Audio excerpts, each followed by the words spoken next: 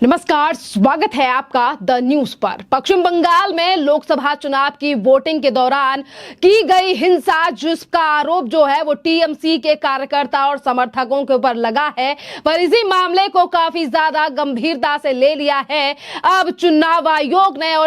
आयोग ने बड़ा एक्शन लेते हुए देखिए एक बड़ा फैसला लिया है कि 2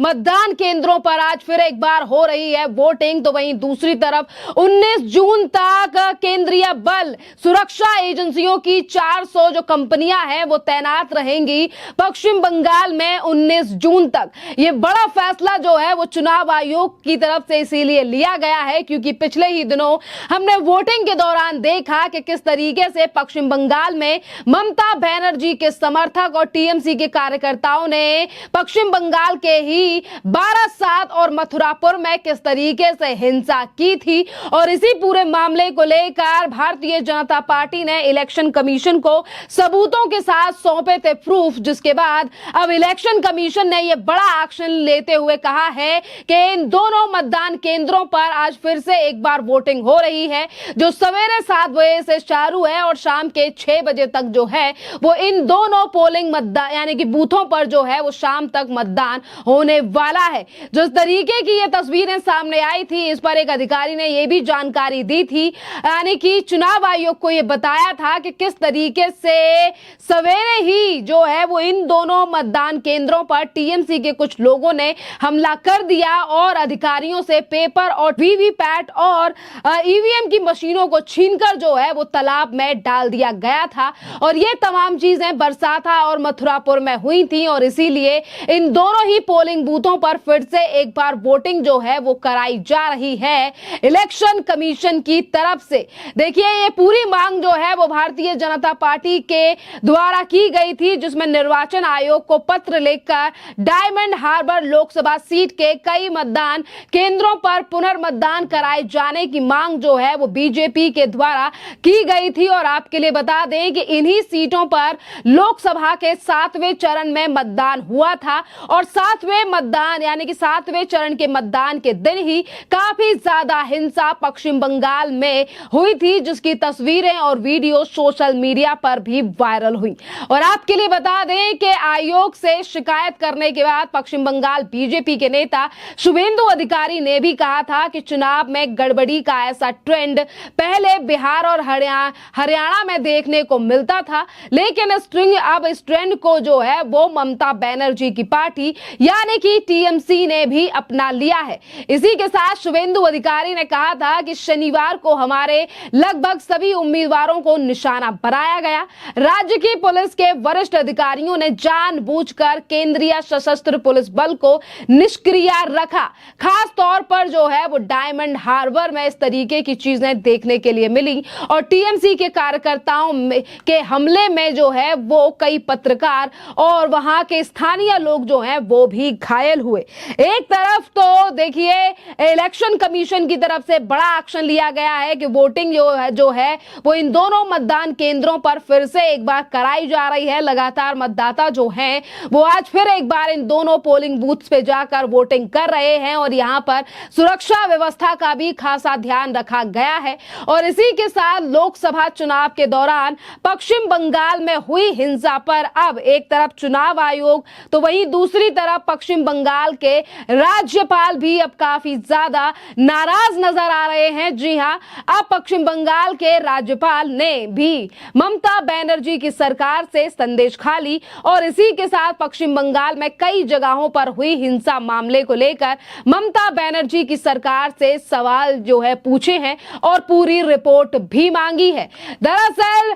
पश्चिम बंगाल के राज्यपाल सीवी बोस आनंद ने जो है वो इस पूरे मामले पर काफी ज्यादा गहनता से ये कहा है कि जिस तरीके से पश्चिम बंगाल में संदेश खाली के चुनाव पर हिंसा हुई है, इस पर तत्काल रिपोर्ट जो है वो ममता बनर्जी की सरकार सौंपे। इसी के साथ राज्यपाल ने कहा है कि संदेश खाली में शांति बहाल करने के लिए मुख्यमंत्री ममता बनर्जी को तत्काल प्रभाव से कदम उठाने चाहिए और ये ममता बनर्जी जो कि राज्य की मुख्यमंत्री हैं, ये उनकी जिम्मेदारी भी है। दरअसल संदेश खाली जो है वो शुरुआती साल से ही काफी ज्यादा टारगेट पर रहा है और बना रहा है ममता बनर्जी के समर्थक और कुछ गुंडों के। पहले संदेश खाली में किस तरीके से महिलाओं के साथ जो है वो यौन उत्पीड़न किया गया, उनकी जमीनों को लूट लिया गया, जिसमें टीएमसी के ही नेता शेख शाहजहां का नाम आया था, जिसकी गिरफ्तारी हो चुकी है। और अब चुनाव के दौरान भी संदेश खाली में इस तरीके से घटना सामने आई है। वहीं आपके लिए बता दें कि यही संदेश खाली है जहां पर जनवरी के महीने पर ईडी की टीम पर पत्थरबाजी की गई थी और ईडी की टीम पर हमला भी किया गया था। इसी के साथ अगर तमाम व्यवस्था और चीजों को देखते हुए इलेक्शन कमीशन के बातों पर ध्यान दें, एक्शन पर ध्यान दें, तो देखिए पश्चिम बंगाल में अब 19 जून तक तैनात रहेंगी केंद्रीय बल की 400 कंपनियां। लगातार हो रही हिंसा के बाद जो है ये इलेक्शन कमीशन ऑफ इंडिया यानी कि चुनाव आयोग की तरफ से ये बड़ा फैसला वहां के लोगों की, स्थानीय निवासियों की सुरक्षा को देखते हुए लिया गया है। और पश्चिम बंगाल में चुनाव के दौरान के बाद जो हिंसा हो रही है, जिसके बाद चुनाव आयोग की तरफ से यह बड़ा कदम उठाया गया है। रविवार को निर्वाचन आयोग ने केंद्रीय बलों की लगभग 400 कंपनियां प्रवास जो है उन्हें 19 जून तक बढ़ाने का आदेश दे दिया है। और इसी के साथ चुनाव आयोग के एक वरिष्ठ अधिकारी ने यह भी कहा है कि पश्चिम बंगाल के कुछ हिस्सों में चुनाव के बाद हिंसा की खबरें सामने आने लगी हैं। इसी को ध्यान रखते हुए भारतीय चुनाव आयोग ने रविवार को केंद्रीय बल की लगभग 400 कंपनियों के प्रवास को 19 जून तक बढ़ाने का फैसला लिया है। इसी के साथ इलेक्शन कमीशन के अधिकारी की तरफ से कहा गया है कि चुनाव के बाद पश्चिम बंगाल की मौजूदा कानून व्यवस्था की स्थिति की समीक्षा के बाद से यह निर्णय लिया गया है। और इलेक्शन कमीशन के इस फैसले के बाद अब केंद्रीय सुरक्षा बलों के